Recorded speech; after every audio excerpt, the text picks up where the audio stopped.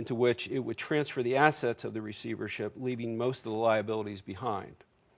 The newly formed Bridge Financial Company would continue to provide company functions of the failed parent, and the company's subsidiaries would remain open and operating, allowing them to continue operations and avoid disruption that would otherwise accompany their closings. This is very important in terms of international situations because it allows the subsidiaries to continue to function. Now, following completion of evaluation and the claims process, the Bridge Company would emerge as a new financial company. To complete the government divestiture process, the enterprise would be capitalized by creditors in the failed company, by them receiving a combination of cash, equity, and new debt in the new financial company in satisfaction of their claims against the receivership. This strategy has the advantage of returning the financial company to private ownership in as short a time as possible, and also would avoid creating even larger, too big to fail companies by selling one large company to another, which is one of the concerns we've had with the last crisis.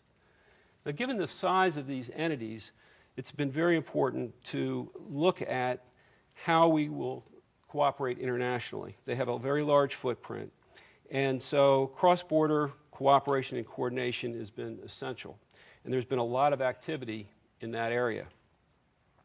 There is no current international framework to resolve a GSIFI, and so it really requires coordination and cooperation.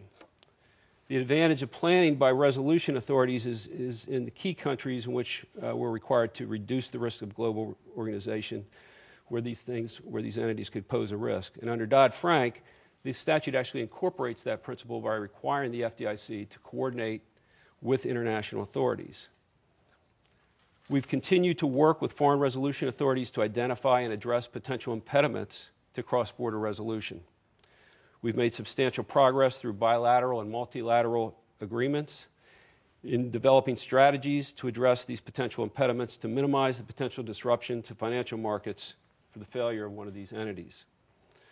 We've entered into bilateral memorandum of understanding in order to address issues associated with cross-border regulatory requirements, to gain in-depth understanding of foreign regulation regimes, and to establish frameworks for robust cross-border cooperation, which will be the basis for sharing of confidential information if one of these entities were to fail.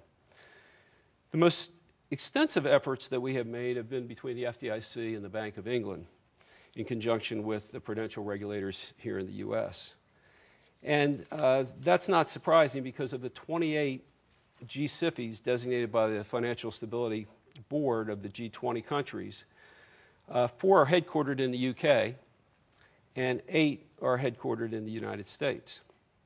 Moreover, approximately 70% of reported foreign activities of the 8 U.S. GSIFIs are from the UK. So the magnitude of the financial relationships of the U.S.-UK bilateral relationship by far is the most significant for purposes of resolution. And as a result, the two countries have a strong mutual interest in ensuring that if such an institution were to fail, that we would be in a position to address that with a resolution without cost to taxpayers and without placing the financial system at risk. So there are many indications of what's been happening in this area. I would point to the joint paper that the UK